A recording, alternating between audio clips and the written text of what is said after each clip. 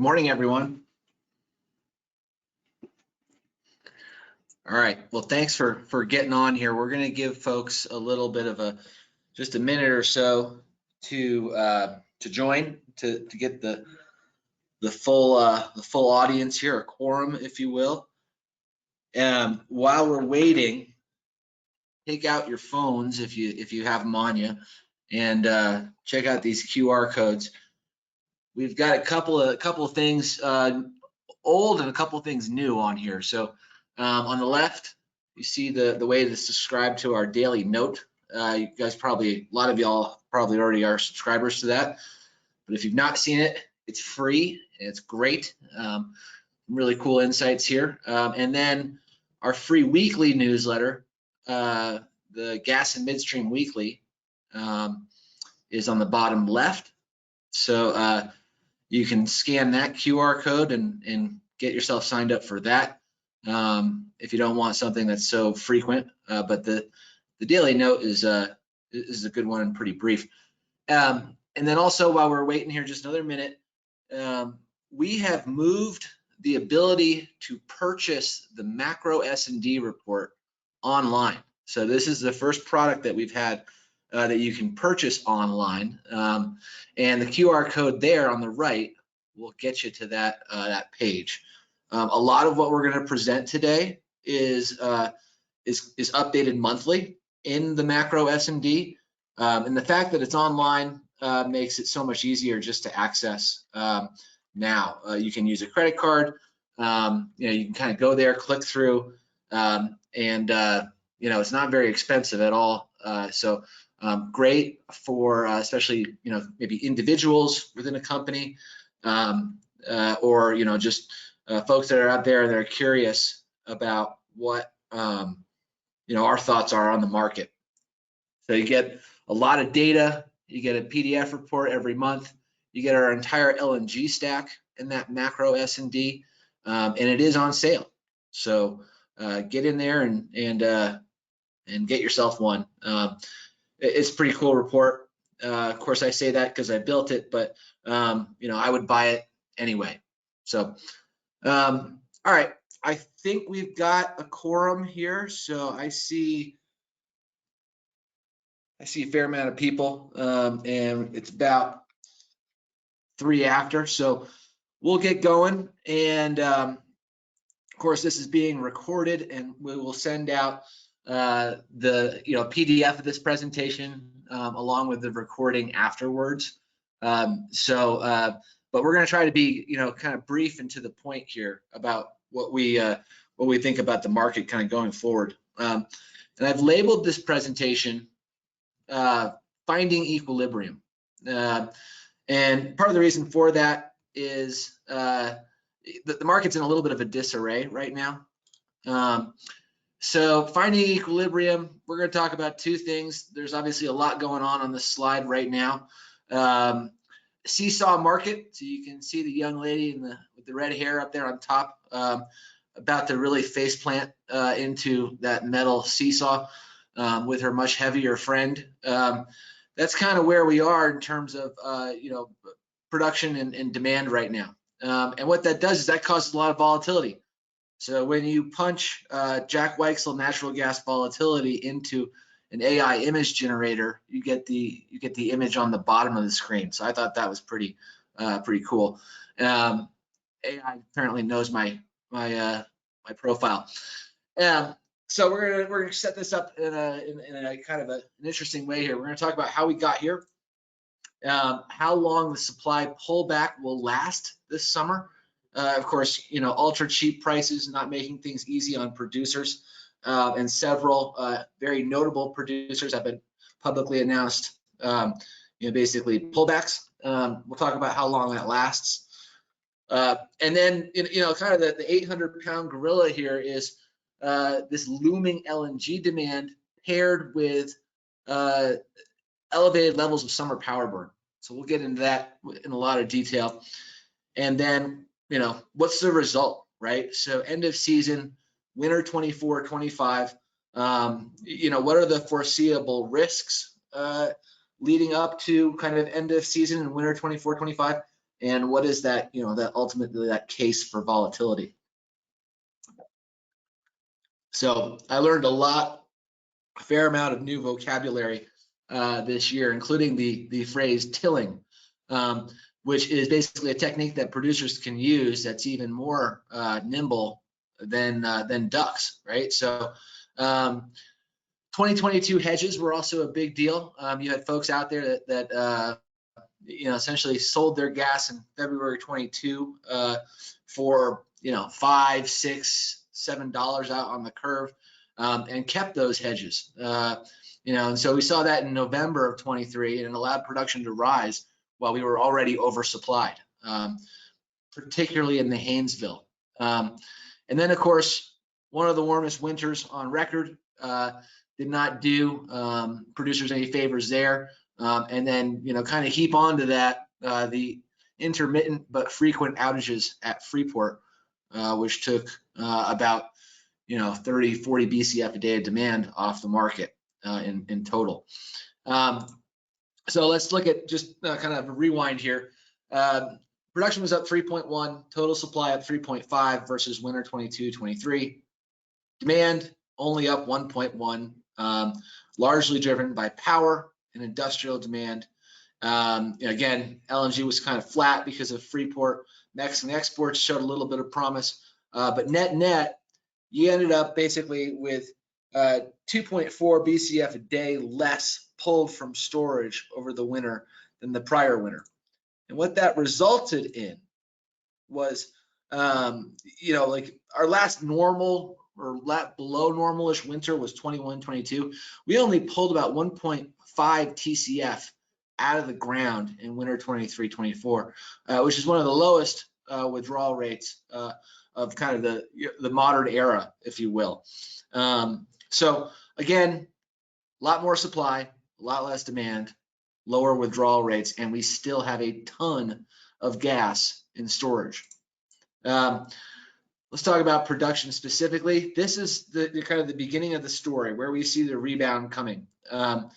We think that there'll be a little bit more strength once we get to July.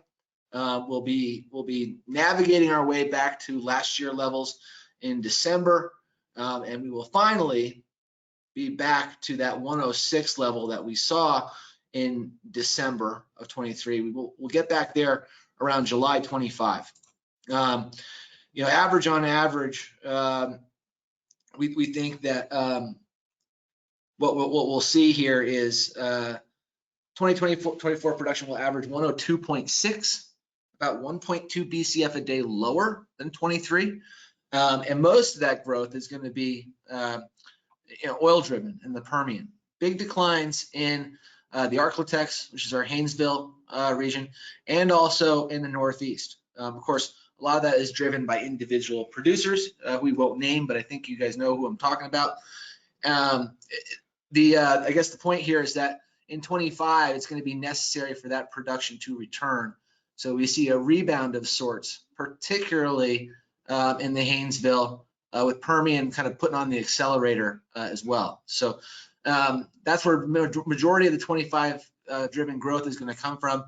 We think we exit 25 at about 109 BCF, but we're going to need all 109 BCF a day of that to support LNG growth. So let's talk a little bit about the demand. We're going to start out this summer. We believe that we're going to set a record this summer, about 38.4 BCF a day on prices that are about 18 cents lower. Again, there's 500 gigawatts of gas capacity in this country. We do think it's going to be heavily leaned on by utilities as it is the main affordable and reliable source of fuel. We're also seeing, obviously, longer term, some demand growth here. We've probably, if you haven't heard the word data center, then you probably haven't been paying attention to much anything over the past 6 months. We're not skeptical, but we are conservative in our assumptions here. We know that renewables cannot handle this new demand on their own. But one of the things that we're looking at pretty intently is Do you have the transmission infrastructure? And can you build generating capacity, especially for gas? Can you build that fast enough to kind of satisfy this data center load? And so I'm going to shift to something a little bit more long-term here. When we look at kind of going out to 2030, because that's what a lot of projections are, they're talking about all this, all this load, right? You got your LNG story here over on the right, 13.7 BCF a day incremental. That's been pretty well vetted over and fretted over and talked about. In other demand categories, we also have this, we have an increase. We're like I said, we're conservative here. We're looking at 2.5 BCF a day of incremental power demand from gas. And here's part of the reason we're talking about this. A lot of the areas like Northern Virginia and Silicon Valley that we're talking about putting in this new gas, maybe they're not so, call it natural gas friendly. And utilities like Dominion and PG&E have got a kind of a heavy burden in order to build these these gas-fired units to support these data centers. By our estimations, you're going to need over 20, closer to 25, 600 gigawatt plants to be built. Again, so that's 25 times 6, however many gigawatts that is, just to service, 600 megawatt plants, just to service this emerging data center load. That would get you to that 2.5 BCF. When you look at some other industry estimates, like high cases around 8 to 10 BCF, you basically quadruple that, and you would need 100 600 megawatt combined cycle units to service that load and beget that new gas demand. So just a kind of a scale question there. We're a little conservative on our gas growth slide here, but something to consider is the infrastructure and transmission needs to service that data center load. One benefit though, we think that we've got enough production to match all this demand.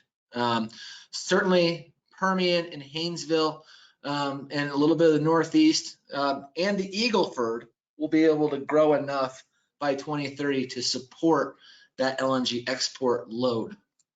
The other thing that data centers are doing is they're basically saving tier 2 basins. And so when we talk about the Anadarko or the Western Rockies or the Barnett or the Green River or the Piceance, right? Those are the tier 2 basins that stand to benefit the most from the emergence of data center demand.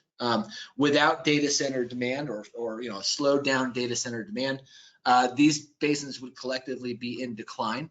Enough from our prior cases. So they basically tier 2 basins stay flat by 2030 versus 2023 in this scenario. Let's talk a little bit more in detail about LNG, kind of moving on. I think a lot of folks have probably seen this slide before, but it's important to repeat that our export capacity outlook fell by 4 BCF a day because of the DOE's non-FTA review decision, or the pause. Total exports will fall 25.8 BCF a day at 90% utilization. But there's still a lot of gas demand coming. So if we're sitting here next year in May of 2025, we'll have Plaquemines, Golden Pass we'll be commissioning, and Costa Azul and Corpus Christi 3 will be getting ready to come online. So much to the effect that there will be 6.2 BCF a day of total LNG capacity that will develop over that summer of 25. Thus, the need for more production. If we go even farther out than that, right, by May of 2028, which is just a short 4 years away, another 5.8 BCF a day of capacity will be coming online. So in total, that's 12 BCF a day of capacity right there that will be on in a short 4 year span. So, you know, we do also, we track this. So this is one of the things that you can get with that online macro S&D purchase. You get the stack, but you also get contracting progress in the form of East Daily tracking SPAs. So, you know, with, you know, some of the have-nots in the LNG world, you know, their customers or the folks that they have commitments with might also be making commitments on these other 7 projects that do have DOE approval already. And so we're monitoring the shifting sands in that market. You know, this basically what this helps some projects do is get to FID quicker and get built quicker versus the ones that were impacted from it. So that's kind of the situation there with LNG. We're pretty confident in this forecast. Now let's talk about the infrastructure required to get it there. This is all the things that are going to happen this year. You know, a lot of pipe in the ground to service both Plaquemines and Golden Pass. Of course, you know, we saw the startup of TECO and Gator Express. Plaquemines started taking volumes a few weeks ago, so it was nice to kind of see that get underway. And then kind of coming up here, there's some certainty and there's also some question marks. So you can see Corpus Christi LNG there in October of 2025. You can see that there's a little bit more pipe in the ground that is going kind of north to south, and certainly you know, west to east to service kind of that Plaquemines complex down there. And then here's where a lot of the you know, the new and significant capacity additions come on. You've got some FID projects, which are the ones with stars. That includes Corpus Christi, Plaquemines, Phase 2, Rio Grande, and Port Arthur. But then you've also got some, you know, a few question marks, right? You got, and the question marks here on the top of the screen in green. I know they're kind of hard to see, but the question marks are around Commonwealth and CP2, right? You know, those are their original in-service dates. We think those get pushed back quite a ways, more so for Commonwealth than for CP2. But what this also kind of calls into question is CP Express pipeline, which is down on the left-hand side of the screen there, and then Blackfin. And so there are ramifications, of course, around that, right? With Matterhorn coming into Houston Ship Channel and bringing a ton of Permian gas with it, that gas is going to need an exit, or else Houston Ship Channel prices are going to be very depressed, which pushes all the way back into Carthage and other areas of you know, kind of this this region of the Southeast. We detail a lot of that in both our Houston Ship Channel S&D and our Southeast Gulf S&D. So we've got price forecasts for Houston Ship Channel. We've got price forecasts for Carthage or NGPL Texoak. We've got price forecasts for CG Mainline. And then, of course, Henry in the macro report, which you can now buy online. You know, that kind of like, call it like the 4 corners there of the Southeast Gulf complex. All of those price forecasts are available to you should you choose to become a subscriber. And I like these reports a lot. So another QR code there for you to check out. And it really just kind of paints the picture, the story of what's going to be happening down here over the next 4+ years. But let's move on. Let's talk about supply and demand and price and storage for kind of the more near term. So winter 23-24, we talked about it, right? We kind of ended, like, if we look to mid-March there, the surplus was 678 BCF. In fact, since then and over the past 9 weeks, this is like one of the longest periods in history of the surplus being this high for so long. So we've been over 600 BCF for 9 straight weeks. We're going to be at it again this week when the storage number comes out tomorrow. It's just an incredible amount of gas. And you can see the yield curve here has our prices down and to the right, down and to the right, right? Certainly producers have taken notice, as we talked about. We expect that the surplus will potentially be halved by August. And then by the time we get out to end of season, that surplus will be down to about 55 BCF. So with elevated summer power burn demand, with Plaquemines, kind of starting to roar up, we do see a pretty big cut into the surplus. So much so that brings on additional upwards price pressure. Another thing to talk about. So, I'm presenting the bullish case here, but there's kind of some risk to that. So we were going to be talking about, kind of known risk factors. One of those risk factors is hurricanes, right? So a lot of folks have been talking about a heavy hurricane season. I think 23 named storms and 5 or 6 category 5 hurricanes. So one of the things that we looked at earlier, this year was these hurricanes are now a demand destructor, right? And so you take LNG out, you take electric power, you take industrial facilities out. And it doesn't necessarily matter where they hit. If a hurricane's in the Gulf, then you're probably not going to run your LNG vessel to or from the terminal. You're going to want to get out of the Gulf or shelter in place. You're not going to be loading up trains of LNG. So it does take a dent out of demand. What do you do with that gas that isn't on a vessel? Well, theory says you should inject it, right? Save it for later, especially if prices start to fall in the region, right? Only problem is that hurricanes typically will hit in September, October, when you can't inject as much, just due purely to physics and the capabilities of some of those salt dome facilities. So you have a hurricane that impacts demand with an inability, whether or not you hold storage capacity or not, but an inability to put as much of that gas underground as you'd like to, and you get major operational problems. So this is kind of the bearish case for this summer, right? We looked at this in detail, and at the moment, in 2030, when Louisiana has home to about 20 BCF a day of LNG, it will only take about 7 days of demand destruction in that regard to what we call operationally handicap South Central region, right? You got about 150 BCF of flexibility there. Take 20 plus BCF a day off, and that's just LNG. Gives you about 7 days to figure stuff out. Get the power back on, get units start running before you're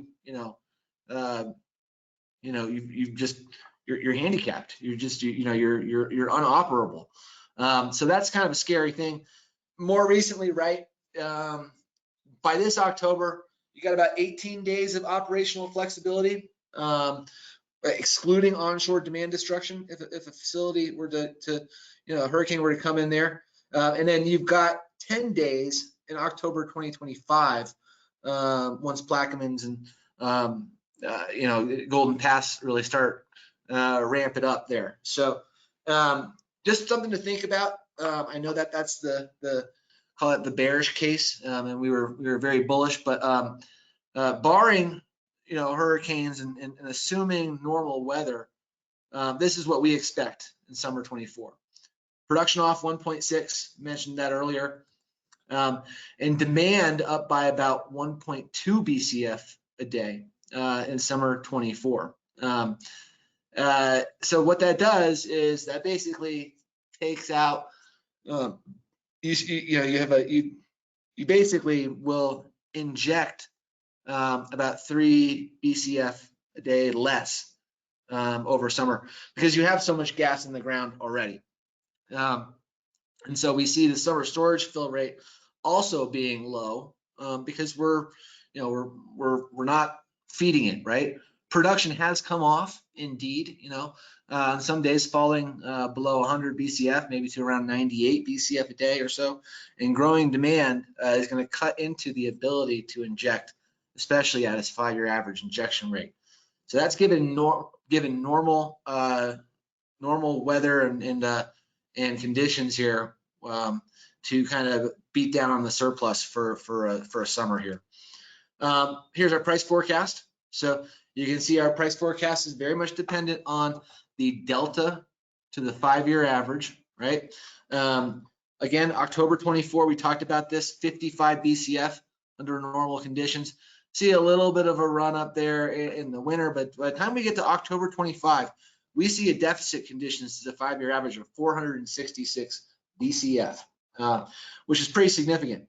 What that does is it moves your curve, your yield curve kind of up and to the left, and prices will get higher. So let's talk about that for a second. The pink line is ours. The yellow line is a forward curve from a couple weeks ago, and you can see kind of where we are here. Our price in October 25 is $4.10. The market is, I don't know, maybe 20 cents below that. Summer 25, we see demand. We see a big gap there, with the market being about 40 cents lower than what our case is. So if you're a consumer of gas, it might behoove you to buy now. If you're a producer of gas, it might behoove you to wait until market conditions force the curve up closer to our forecast line. So we think prices will be pretty healthy this winter, 342 on average, after averaging 232 this summer. And so, yeah, that's kind of where we're headed with this thing.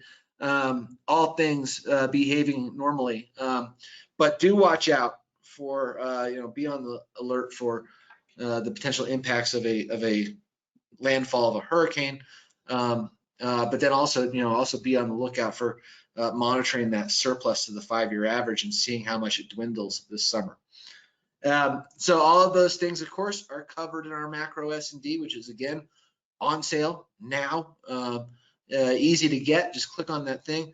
And then just generally speaking, there's a link there too to talk about some of our newer products like West Coast and that Houston Ship Channel S&D and the Southeast Gulf S&D that I mentioned earlier.